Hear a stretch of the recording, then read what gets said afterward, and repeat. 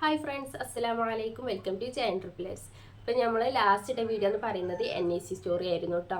അപ്പം അത് ഞങ്ങൾ ഒരു മെഡിക്കൽ കോളേജിൽ, കോഴിക്കോട് മെഡിക്കൽ കോളേജിൽ 7 ദിവസം NACയിൽ കുട്ടികളെ ഇട്ടിട്ടുള്ളൂ. നമ്മൾ പ്രൈവറ്റിലൊക്കെ ആണെന്നുണ്ടെങ്കിൽ ഞാൻ കുറച്ച് പേരോട് അന്വേഷിച്ചപ്പോഴൊക്കെ 2 മാസത്തോളമൊക്കെ എന്തായാലും ഡോക്ടർമാർ ഇടും എന്ന് പറഞ്ഞിട്ടുണ്ടായിരുന്നു കേട്ടോ. പ്രൈവറ്റ് ഹോസ്പിറ്റൽ ആണെങ്കിൽ, ഇതിപ്പോൾ പ്രൈവറ്റിലല്ല ഗവൺമെൻറ്റിലായതുകൊണ്ടായിരിക്കും 7 ദിവസം കൊണ്ട് തന്നെ ഡിസ്ചാർജ് ചെയ്തു. അത് കഴിഞ്ഞതിന് ശേഷം ഞങ്ങൾ വീട്ടിലേക്ക് ഡിസ്ചാർജ് ചെയ്ത് പോന്നതിന് ശേഷം ഇതുപോലെ തന്നെ ഭയങ്കര കരച്ചിലായിരുന്നു. രാത്രിയാണ് അവർക്ക് കരയിൽ കൂടുതൽ കേട്ടോ.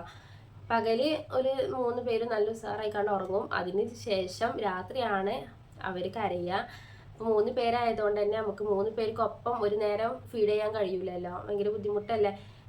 2 പേർക്ക് നമുക്ക് മാക്സിമം കൊടുക്കാൻ കഴിയുള്ളൂ, അതിന് മുകളിൽ നമുക്ക് കൊടുക്കാൻ കഴിയില്ലല്ലോ.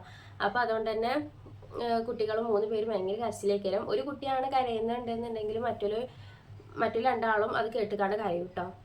അങ്ങനെ രാത്രി അങ്ങനെ ഒരു സിറ്റുവേഷൻ ആയിരുന്നു. അതുകൊണ്ട് തന്നെ ഞങ്ങൾക്ക് പിന്നെ ഫീഡ് ചെയ്യാൻ ഒരു ഓപ്ഷനും കൂടി വേണം. ഇപ്പോൾ ഞങ്ങൾ ബോട്ടിൽ ഫീഡ് ചെയ്യാമെന്ന് വിചാരിച്ചിക്കാണ്ട് ഒരു ബോട്ടിൽ വാക്കിയതിന് ശേഷം അന്ന് ഞാൻ പാല് പീഞ്ഞ് വെച്ച്, എന്നിട്ട് 3 പേരും ഒപ്പം കരയാണെന്നുണ്ടെങ്കിൽ ആ പാല് എടുത്തുകാണ്ട് കൊടുക്കുക, ഫ്രിഡ്ജിൽ വെച്ചിക്കാണ്ട് സൂക്ഷിച്ചിരിക്കുന്നു കേട്ടോ. അങ്ങനെയാണ് അന്ന് ചെയ്തിട്ടുണ്ടായിരുന്നത്. അത് കഴിഞ്ഞതിന് ശേഷം എൻ്റെ ഡെലിവറി കഴിഞ്ഞിട്ട് 22ാമത്തെ ദിവസം ആയപ്പോഴാണ് കാക്കുവിൻ്റെ ഉപ്പ മരിച്ചത്. അപ്പോൾ ഞാൻ കഴിഞ്ഞ വീഡിയോയിലൊക്കെ പറഞ്ഞിട്ടുണ്ടായിരുന്നു, കാക്കുവിൻ്റെ ഉപ്പാക്ക് തീരെ സുഖമില്ലാതെ കിടക്കുകയാണെന്ന് പറഞ്ഞിട്ടുണ്ടായിരുന്നു കേട്ടോ.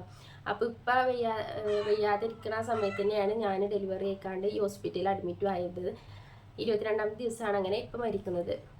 ആ ഒരു ടൈമിൽ നമുക്ക് എന്തായാലും ഇപ്പാനെ കാണാൻ പോകണമല്ലോ. അപ്പോൾ ഞാൻ ഇപ്പാനെ കാണാൻ പോകുന്ന ആ ഒരു അന്ന് ഇതുപോലെ തന്നെ കുട്ടികൾക്ക് 3 പേർക്കും പാല് റെഡി ആക്കിയിട്ട് വേണം പോകാൻ. പെട്ടെന്ന് പോയി കാണണമെന്ന് ഇപ്പം കാണണം. കുട്ടികളെയും കൊണ്ട് പോകാൻ പറ്റില്ല. കാരണം എന്ന് വെച്ചാൽ പ്രൊമേച്ചസ് ബേബീസ് ആയതുകൊണ്ട് തന്നെ രോഗം ഓർക്ക് പെട്ടെന്ന് അണുബാധകൾ ബാധിക്കും. അതുകൊണ്ട് എനിക്ക് തന്നെ പുറത്തേക്ക് പോകാൻ പറ്റില്ല. പിന്നെ നമുക്ക് പോകാതിരിക്കാൻ പറ്റില്ലല്ലോ, നമ്മളിപ്പോൾ അല്ലേ ഇപ്പം ഇങ്ങനെ മരിച്ച കിടക്കുന്ന സമയത്ത് നമുക്ക് പോകാതിരിക്കാൻ കഴിയാത്തതുകൊണ്ട് ഞാൻ അങ്ങനെ പോയി. അപ്പോൾ കുട്ടികളെ 3 ആളെയും ഇമ്മാൻ്റെ അടുത്താക്കിക്കാണ്ടാണ് പോയത് കേട്ടോ. ഓലെ കൊണ്ട് പോകാൻ പറ്റുന്ന സിറ്റുവേഷൻ അല്ലായിരുന്നു. അപ്പോൾ അതുകൊണ്ട് ഓൽക്ക് പാല് റെഡിയാക്കി പോകണം. അപ്പോൾ ഞാനിതുപോലെ അന്ന് പാല് പീഞ്ഞ് വെച്ചിട്ടാണ് പോകാൻ വിചാരിച്ചിരുന്നത് കേട്ടോ. പക്ഷേങ്കിൽ പാല് നമുക്ക് പീയാൻ ഇല്ലേനു, കുറച്ചേ കിട്ടിയതുള്ളൂ. അപ്പോൾ പിന്നെ ഞാൻ വിചാരിച്ചു എന്തായാലും വേണ്ടില്ല, ഇതുപോലെ ഇനി വേറെ എന്തെങ്കിലും സിറ്റുവേഷനൊക്കെയാണ്. ഇപ്പോൾ എനിക്ക് പാല് കൊടുക്കാൻ പറ്റാത്ത സിറ്റുവേഷൻ അല്ലാതെ ഇതുപോലെ ഞാൻ ഇനി വേറെ എന്തെങ്കിലും കഴിച്ച് വല്ല അസുഖം ബാധിച്ച് അങ്ങനെയൊക്കെ ഞാൻ വിചാരിച്ചിട്ട്, അങ്ങനെയൊക്കെയാണെന്നുണ്ടെങ്കിൽ കുട്ടികൾക്ക് പാല് കൊടുക്കാൻ ബുദ്ധിമുട്ടേക്കരല്ലോ എന്ന് വിചാരിച്ചപ്പോൾ പിറ്റേ ദിവസം തന്നെ ഞാൻ കാക്കുനോട് പറഞ്ഞു, നമുക്ക് എന്തായാലും ഫോർമുല മിൽക്ക് ഏതെങ്കിലും ഒന്ന് വാങ്ങിയേ പറ്റൂ, അല്ലെങ്കിൽ നടക്കൂല എന്ന് പറഞ്ഞു. പിന്നെ അത് കഴിഞ്ഞ ശേഷം 2 ആഴ്ച കഴിഞ്ഞിട്ട് എന്തായാലും മെഡിക്കൽ കോളേജിലേക്ക് കോഴിക്കോടേക്ക് ഒരാട്ടും കൂടി കാണിക്കാൻ പോകണമായിരുന്നു. നമ്മൾ സ്റ്റിച്ചിൻ്റെ കാര്യത്തിന് പോകണമായിരുന്നു കേട്ടോ. അപ്പോൾ അങ്ങനെ ഒരു ആഴ്ച കഴിഞ്ഞതിന് ശേഷം മെഡിക്കൽ കോളേജിലേക്ക് പോയി. അപ്പോൾ അവിടുത്തെ ഡോക്ടർമാരോട് കാര്യങ്ങളൊക്കെ പറഞ്ഞപ്പോൾ ഡോക്ടർമാർക്ക് തരാൻ കുറച്ച് ബുദ്ധിമുട്ടുണ്ടായിരുന്നു. കാരണം വെച്ചാൽ നമ്മളെ ബ്രസ്റ്റ് മിൽക്കാണ് ഏറ്റവും നല്ല മിൽക്ക് എന്ന് പറയുന്നത്. പക്ഷേ നമുക്ക് സിറ്റുവേഷൻ കൊണ്ടാണ് ഫോർമുല മിൽക്ക് വേണം എന്ന് പറയുന്നത് കേട്ടോ. ഡോക്ടർമാർ പറഞ്ഞു ഫോർമുല മിൽക്ക് എന്നാൽ തരാം, നിങ്ങൾക്ക് ഏത് ബ്രാൻഡിൻ്റെയാണ് വേണമെന്നുണ്ടെങ്കിൽ അതിനനുസരിച്ച് നിങ്ങൾക്ക് ചൂസ് ചെയ്യാവുന്നതാണെന്നൊക്കെ പറഞ്ഞു. ഞങ്ങൾക്ക് അതിനെ പറ്റി വലിയ ധാരണ ഇല്ലേനു. അപ്പോൾ ഞങ്ങൾ മെഡിക്കൽ ഷോപ്പിൽ പോയി കണ്ട് ചോദിച്ചു ഏതാണ് ഏറ്റവും നല്ലതെന്ന് ചോദിച്ചപ്പോൾ പറഞ്ഞു അതൊക്കെ നല്ലതാണെന്ന് പറഞ്ഞു കേട്ടോ. പക്ഷെ എന്നൊക്കെ പറയുന്നത് അത്യാവശ്യം നല്ല പൈസ ഉണ്ട്. ഒരു 500ൻ്റെ ബോട്ടിലിനൊക്കെ ഒരു അത്യാവശ്യം തന്നെ ഒരു 900 സംതിങ് ഒക്കെ ഉണ്ട് കേട്ടോ. അപ്പോൾ അതുകൊണ്ട് എന്തായാലും അത് നടക്കില്ലെന്ന് തോന്നി. പിന്നെ ഞങ്ങൾ അത് വേണ്ട, വേറെ ഏതെങ്കിലും മതി എന്ന് പറഞ്ഞു. അങ്ങനെയാണ് ലാക്ടോജനാണ് ഞാൻ ആദ്യമായിട്ട് കുട്ടികൾക്ക് കൊടുക്കുന്ന ഫോർമുല മിൽക്ക്. ഇന്നലെ ഇട്ട വീഡിയോസ് 2-3 ദിവസം മുമ്പ് ഇട്ട വീഡിയോസിൽ കുറച്ച് പേര് കമൻറ്റ് ചോദിച്ചിട്ടുണ്ടായിരുന്നു ഫോർമുല മിൽക്ക് കൊടുത്തിട്ടുണ്ടായിരുന്നു എന്ന്. ഞാൻ കൊടുത്തിട്ടുണ്ടായിരുന്നു. അത് ആദ്യം കൊടുത്തിട്ടുള്ളത് ഇതുപോലെ ലാക്ടോജനായിരുന്നു കേട്ടോ. ലാക്ടോജന് കൊടുത്തതിന് ശേഷം ഒരു മാസം 2 മാസം ലാക്ടോജൻ കൊടുത്തിട്ടുണ്ടായിരുന്നു. അതിന് ശേഷം അവർക്കത് മോഷന് ഒരു പച്ച കളറായിക്കാണ്ട് പോയിട്ടോ. അപ്പോൾ ചില കുട്ടികൾക്ക് മോഷൻ പച്ച കളറായി പോകും. അത് എന്തായാലും ചില കുട്ടികൾക്ക് അങ്ങനെ ഉണ്ടാവാറുണ്ടെന്ന് എനിക്കറിയാം. പക്ഷേ എനിക്കൊരു പേടി ഉണ്ടായതുകൊണ്ട് ഞാൻ പറഞ്ഞു നമുക്ക് ഈ ഒരു ലാക്ടോജൻ മാറ്റിക്കാണ്ട് വേറെ ഏതെങ്കിലും ഒരു ഫോർമുല മിൽക്ക് കൊടുക്കാമെന്ന് പറഞ്ഞു. അങ്ങനെ ഞങ്ങൾ പിന്നെ ഡെക്സോലാക്കിലേക്ക് മാറി. ഡെക്സോലാക്കാണ് പിന്നെ അവിടുന്ന് മുതൽ, അതായത് ഓൽക്കൊരു 2 മാസം മുതൽ പിന്നെ ഒരു 10 മാസം വരെ ഞാൻ കൊടുത്തിട്ടുള്ളൂ കേട്ടോ. ഫോർമുല മിൽക്ക് 10 മാസമേ കൊടുത്തിട്ടുള്ളൂ. ഈ 10 മാസം വരെ കൊടുത്തിട്ടുണ്ടായിരുന്നു ഡെക്സോലാക്കായിരുന്നു കേട്ടോ. മാസം കഴിഞ്ഞതിന് ശേഷം ഓല് പിന്നെ ഫുഡൊക്കെ കഴിക്കാൻ തുടങ്ങിയതുകൊണ്ട് അത് പതുക്കെ പതുക്കെ സ്റ്റോപ്പ് ആക്കി. എന്നിട്ട് പിന്നെ ബാക്കി കൊടുത്തതൊക്കെ ബ്രസ്റ്റ് മിൽക്കായിരുന്നു. ആ ഒരു ഫോർമുല മിൽക്ക് കൊടുത്തത് 10 മാസം വരെയുണ്ട്. 2 മാസം മുതൽ 10 മാസം വരെയാണ് ഞാൻ ഫോർമുല മിൽക്ക് കൊടുത്തിട്ടുണ്ടായിരുന്നത്. അത് കഴിഞ്ഞതിന് ശേഷം പിന്നെ ബ്രസ്റ്റ് മിൽക്കാണ് കേട്ടോ സ്റ്റാർട്ടാക്കി. പിന്നെയും ബ്രസ്റ്റ് മിൽക്ക് കൊടുത്തു. ഈ ഫോർമുല മിൽക്ക് കൊടുക്കുന്ന സമയത്ത് തന്നെ ബ്രസ്റ്റ് മിൽക്ക് ഞാൻ കൊടുത്തിട്ടുണ്ടായിരുന്നു കേട്ടോ. അത് സ്റ്റോപ്പ് ആക്കിയിട്ടില്ലായിരുന്നു, രണ്ടും കൂടി ആയിരുന്നു കൊടുത്തിട്ടുണ്ടായിരുന്നത്. ഇനി അടുത്ത് ഞാൻ പറയാൻ പോകുന്നത് പ്രൊമച്ചേഴ്സ് ബേബീസിനെ കുറിച്ച് കുറച്ച് കാര്യങ്ങളാണ് കേട്ടോ. നേരത്തെ എടുത്തൊരു വീഡിയോ ആണ്, അപ്പോൾ ആ വീഡിയോ കണ്ടുവരിക കേട്ടോ. ബേബീസിനെ കെയർ ചെയ്യുന്നത് എന്തൊക്കെ ഡിപ്പെൻഡ് ചെയ്തിട്ടാണെന്ന് ആദ്യം നോക്കാം. അവർ ജനിച്ച ദിവസം, അതായത് ജനിച്ച ആഴ്ച, ഏത് ആഴ്ചയിലാണ് അവർ ജനിച്ചതെന്നും അതുപോലെ ജനിക്കുമ്പോൾ അവർക്കുള്ള തൂക്കം അതായത് വെയിറ്റ് വെച്ചിട്ടാണ് നമ്മൾ ആദ്യം അവരെ എന്തൊക്കെ കെയറാണ് അവർക്ക് കൊടുക്കേണ്ടതെന്ന് ഡിപ്പെൻഡ് ചെയ്തിരിക്കുക കേട്ടോ. അപ്പോൾ ആദ്യം അതാണ് നമ്മൾ ശ്രദ്ധിക്കേണ്ടത്, കാരണം ഏത് ആഴ്ചയിലാണെന്നും അതുപോലെ അവരുടെ വെയിറ്റും. പിന്നെ വേണ്ടത് നമ്മൾ പാരൻസിൻ്റെ മൈൻഡ് സെറ്റ് ആട്ടോ. കാരണം വെച്ചാൽ പ്രിമച്ചേഴ്സ് ബേബീസ് എന്നൊക്കെ ആകുമ്പോൾ അവരെ ഒന്ന് നമ്മൾ അംഗീകരിക്കാനുള്ളൊരു മൈൻഡ് ആവണം. കാരണം എന്താ വെച്ചാൽ അവർക്ക് ഒന്നാമത്തെ വെയിറ്റ് ഉണ്ടാവില്ല, കുഞ്ഞു മക്കളായിരിക്കും, വളരെ ചെറിയ മക്കളായിരിക്കും, ഒന്നും വെയിറ്റ് ഉണ്ടാവില്ല. രണ്ടാമത്തെ കാര്യം അവർക്ക് ഒരു നോർമൽ കുട്ടീനെ പോലെ ഫേസ് ആവില്ല. വെച്ചാൽ ഫേസ് ഭയങ്കര ഡിഫറെൻ്റ് ആയിരിക്കും, പ്രത്യേകിച്ച് ഒരു ഷേപ്പോ കാര്യങ്ങളോ ഒന്നും ഉണ്ടാവില്ല. മൂന്നാമത്തെ കാര്യം എന്താ വെച്ചാൽ അവരുടെ ശരീരം, അവരുടെ സ്കിന്ന് ഭയങ്കര ചുക്കി ചുളിഞ്ഞിക്കാണ്ടുള്ള സ്കിന്നായിരിക്കും. അപ്പോൾ അതുമായിട്ടൊക്കെ നമ്മൾ പേരൻസ് നല്ല അഡ്ജസ്റ്റഡ് ആവണം. പെട്ടെന്നൊരു പ്രിമച്ചസ് ബേബീസിനെ കാണുമ്പോൾ ആരാണെങ്കിലും ഒന്ന് ഷോക്കായിട്ട് പോകും. അപ്പോൾ അതൊന്ന് നമ്മുടെ മൈൻഡ്, എൻ്റെ കുട്ടി ഇങ്ങനെ പ്രിമച്ചസ് ബേബീസ് ആയിരിക്കും, എൻ്റെ കുട്ടി ഇങ്ങനെയൊക്കെ ആയിരിക്കും എന്ന് നമ്മൾ ആദ്യം തന്നെ നമ്മളെ മൈൻഡിലൊന്ന് ആക്കി വെക്കണം കേട്ടോ. മൈൻഡ് ആക്കി വെക്കണം, എന്നാലേ മാത്രമേ നമ്മൾ കുട്ടികളെ കാണുമ്പോൾ അത്ര വലിയ ഷോക്കാവാതെ നിൽക്കുള്ളൂ. അപ്പോൾ നമ്മളെ കുഞ്ഞിൻ്റെ രൂപത്തോടും അവരുടെ വെയിറ്റിനോടും ഒക്കെ ഒന്ന് അഡ്ജസ്റ്റഡ് ആവണം കേട്ടോ. ആദ്യം തന്നെ അതാണ് വേണ്ടത്.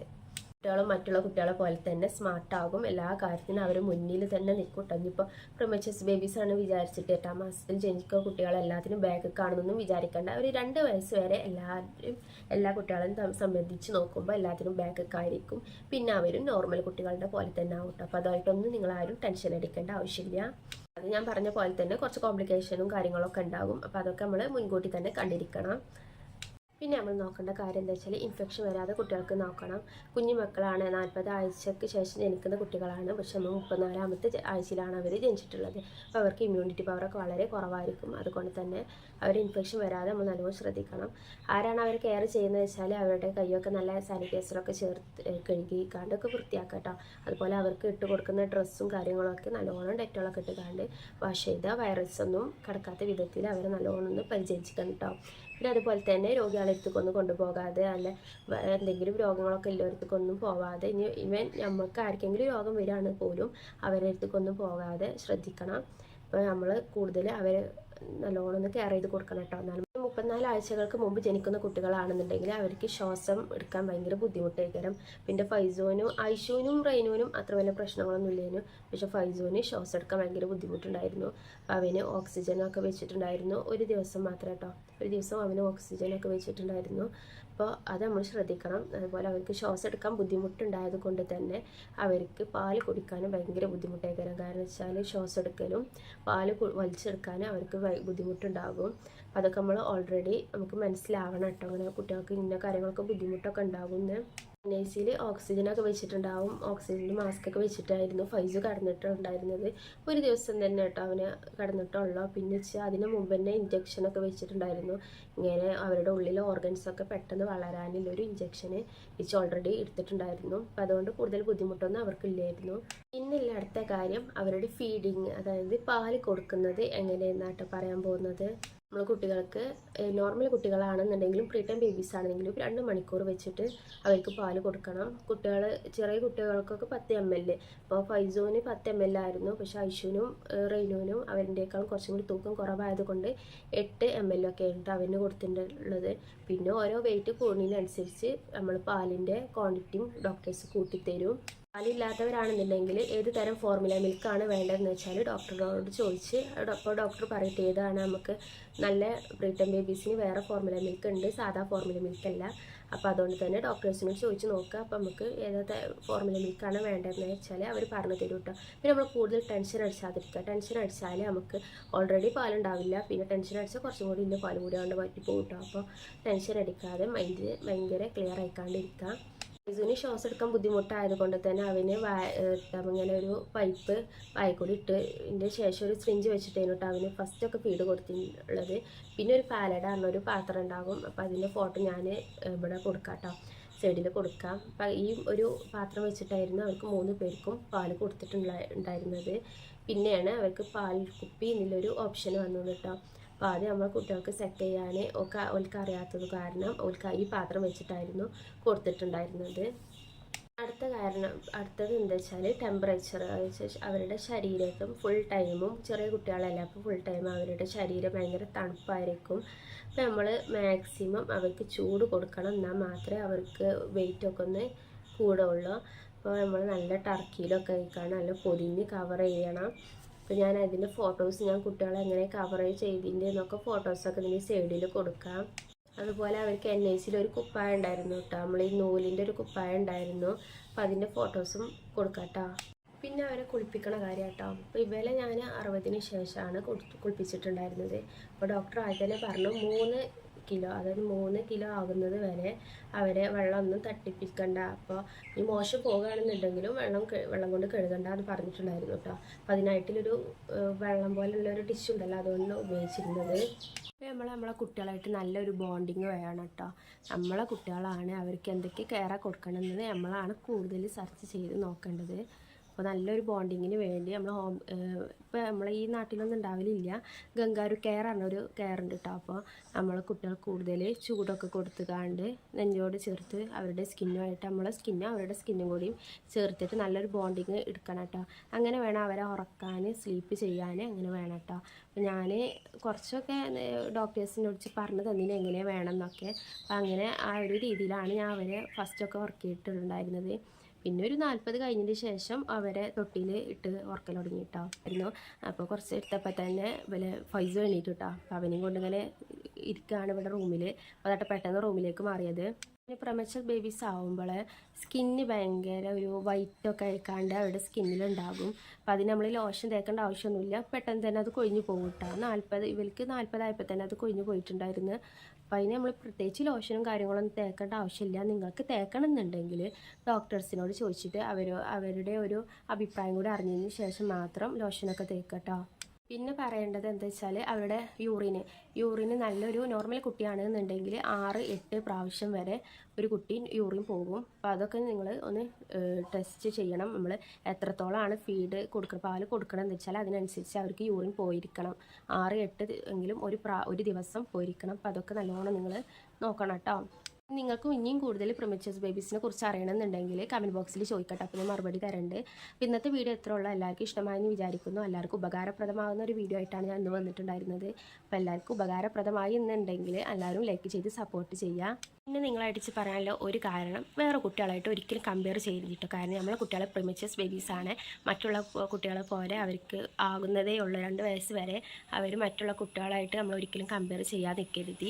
അത് ഏറ്റവും ഒരു നല്ല കാര്യമല്ല കേട്ടോ, മറ്റുള്ള കുട്ടികളായിട്ട് നമ്മളെ കുട്ടികളെ കമ്പയർ ചെയ്യണമെന്നത്. അപ്പോൾ അതുകൊണ്ട് അത് മാക്സിമം നിങ്ങൾ കുറക്കണം. അപ്പോൾ ചാനൽ സബ്സ്ക്രൈബ് ചെയ്യാതെയാണ് നിങ്ങളിത് കാണുന്നത് എങ്കിൽ സബ്സ്ക്രൈബ് ചെയ്തും കൂടി സപ്പോർട്ട് ചെയ്യാം കേട്ടോ. അപ്പോൾ മക്കളെ എണീച്ചിട്ടുണ്ട്, അതുകൊണ്ടാണ് ഞാൻ വീഡിയോ നിർത്തുന്നത്. അപ്പോൾ നാളെ മറ്റൊരു വീഡിയോ ആയിട്ട് വരാം. ബൈ.